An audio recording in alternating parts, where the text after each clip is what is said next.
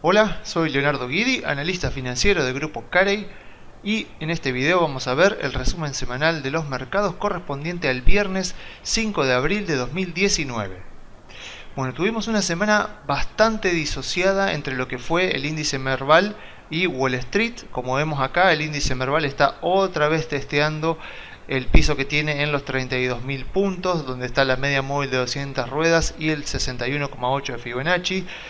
Y bueno, como ya les dije en anteriores informes, esto responde a que el contexto electoral y la economía, la inflación, el dólar generan una incertidumbre enorme en nuestros inversores y obviamente teniendo una tasa libre de riesgo tan alta y una prima de riesgo exigida a las acciones argentinas tan alta, no podemos esperar otra cosa más que el precio de las acciones caiga, porque si yo estimo un flujo de fondos para las acciones argentinas y después me sube la tasa libre de riesgo y desde afuera se percibe un mayor riesgo argentino a causa de la incertidumbre electoral, obviamente esos mismos flujos los paso a descontar a una tasa más alta y la evaluación de las empresas argentinas cae. Así que bueno, eso es lo que estamos viviendo durante por lo menos los últimos 2 meses en Argentina.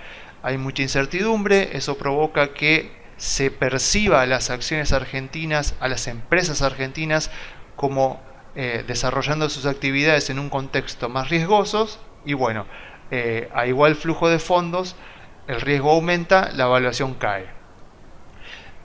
Así que bueno, ese es el contexto que tenemos en Argentina. Desafortunadamente, hasta que no tengamos un poco más de previsibilidad, hasta que no tengamos un poco más de certeza en el contexto electoral argentino, va a ser difícil que esto cambie, justamente porque el contexto electoral argentino va a determinar en qué contexto político y económico las empresas cotizantes van a desarrollar sus actividades durante los próximos 4 años. Así que no es poca cosa lo que se está jugando durante este año en Argentina y las valuaciones de las empresas en el mercado justamente reflejan el riesgo percibido sobre lo que puede pasar con las elecciones.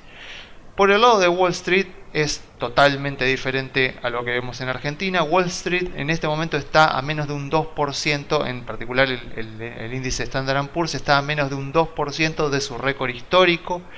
Esto pasa luego de que se publicó también el informe del empleo en Estados Unidos, donde el informe dice que se crearon 196.000 empleos durante el mes pasado y obviamente más empleo implica también un fortalecimiento del consumo y más consumo también implica una menor probabilidad de recesión. Así que miren ustedes el contexto en el que nos encontramos en Wall Street.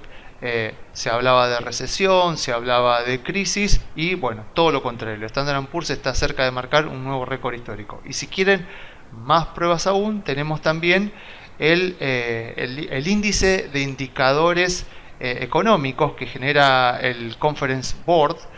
En el informe escrito esto lo van a ver mucho más detallado. Este índice toma 10 indicadores económicos y los pondera, y fíjense ustedes que es bastante buen predictor de recesiones, porque lo que vemos acá en el gráfico es que durante las últimas recesiones el índice generalmente fue cayendo con bastante anticipación a las recesiones, y en este momento fíjense lo que vemos con datos a febrero, que el índice está en récord histórico y que hasta ahora no se nota una baja. O sea que en cuanto a los indicadores líderes de la economía estadounidense todavía no se nota que estén cayendo. Y si ustedes miran acá también, ven con qué anticipación fue este indicador anticipando recesiones, y en este momento no lo está haciendo. Así que por lo menos mirar los gráficos, mirar los indicadores económicos y decir que estamos cerca de una recesión es un poco precipitado. O sea, podría ser que venga una recesión el año que viene, pero al menos los indicadores no nos están diciendo eso, y por lo tanto tiene bastante sentido de que invirtamos en acciones estadounidenses, porque al menos la estadística nos muestra que cada vez que el Standard & Poor's tuvo un año negativo, sin que Estados Unidos estuviera en alguna guerra mundial, luego de cada año negativo del S&P, al año siguiente la suba promedio del índice fue del 34%, y en este momento el índice está acumulando en el año una suba del 15%, así que todavía, pensémoslo, le queda bastante por subir al índice, a pesar, por supuesto, de todo lo que digan analistas de todo tipo que aparecen en medios y redes sociales anticipando que se viene una baja en Wall Street. Pero, a ver, que no se malentienda, los analistas bajistas, desde los que son moderados hasta los que son prácticamente apocalípticos, son bastante buenos para los mercados alcistas. ¿Y por qué pasa esto? Porque estos analistas, los que pronostican baja, los que pronostican que se vienen recesiones, un mercado bajista, son los que ayudan a contener la euforia de los inversores. Y si en un mercado alcista no hay euforia, las acciones solo pueden continuar subiendo. ¿Por qué? Porque, a ver, los mercados alcistas no mueren de viejo. O sea, es estúpido decir que un mercado alcista va a terminar porque hace 10 años que venimos subiendo. No, los mercados alcistas solo terminan por dos razones. Primero, porque se exageran los precios de las acciones y se llega a una burbuja, como pasó en el 2000 en la burbuja de las .com, o porque ocurre un evento en algún otro sector que elimina varios trillones de dólares, como ocurrió en la crisis del 2008 en el sector inmobiliario, que luego obviamente se contagió a todo el resto de la economía y por supuesto también al precio de las acciones. En este caso no hay prácticamente ningún analista importante que esté pronosticando un evento de este estilo para el año que viene. Ni siquiera, por ejemplo, Steve Eisman, que fue uno de los que vio la crisis de 2008 antes de que ocurriera.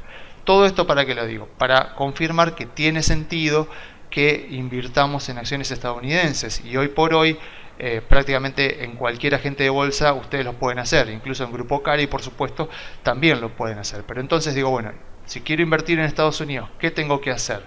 Bueno, a ver, si no tenemos ni el tiempo ni el interés de analizar 15 o 20 acciones en profundidad para armarnos una cartera con acciones que conozcamos, podemos tranquilamente invertir en un índice como puede ser el Standard & Poor's. Y a ver, los datos nos muestran que tiene bastante sentido invertir en los índices. Fíjense acá, fíjense los grandes fondos estadounidenses, el 65% no es capaz de vencer al índice cada año. El 79% no lo vence a lo largo de 3 años y más del 80% no es capaz de vencer al índice a lo largo de más de 5 años, y ni que hablar en 10 o en 15 años. O sea, ¿qué quiere decir? Que si invertimos a largo plazo y no tenemos ni el tiempo ni el interés de analizar empresas en particular, tiene bastante sentido que invirtamos en un índice como puede ser el Standard & Poor's.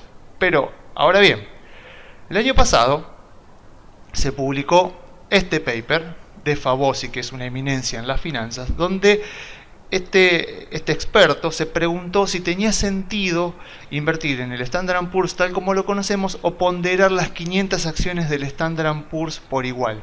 ¿Y qué encontró él? Encontró, como dice acá en el abstract, que tiene mucho sentido ponderar a las 500 acciones del Standard & Poor's por igual e invertir en un Standard & Poor's que no pondera por capitalización, sino que pondera a todos por igual. Y bueno, una imagen vale más que 1000 palabras.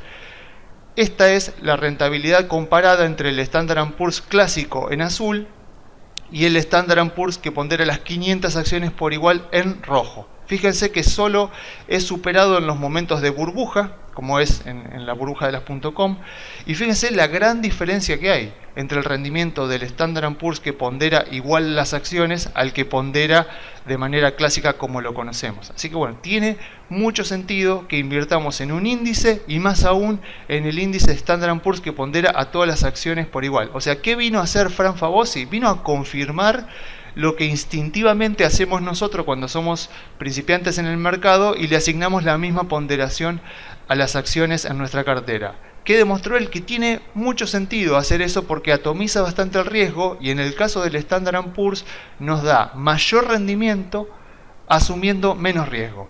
Y si miran acá, este es el gráfico del índice Standard & Poor's que pondera a todas las acciones por igual, y si lo queremos comprar tenemos que hacerlo a través de un ETF que en este caso es el RSP. O sea, usted puede contactarse con su agente de bolsa, en este caso por ejemplo el Grupo Carey, y comprar este ETF que replica el índice Standard & Poor's que pondera todas las acciones por igual. Así que bueno, yo me despido dejándole las vías de comunicación y obviamente diciéndole que si usted quiere ya saber más en profundidad de acciones puntuales que estamos recomendando o carteras puntuales que estamos recomendando, puede hacerlo a través de la página web grupocarey.com.ar o enviando un mail a info@grupocarey.com.ar.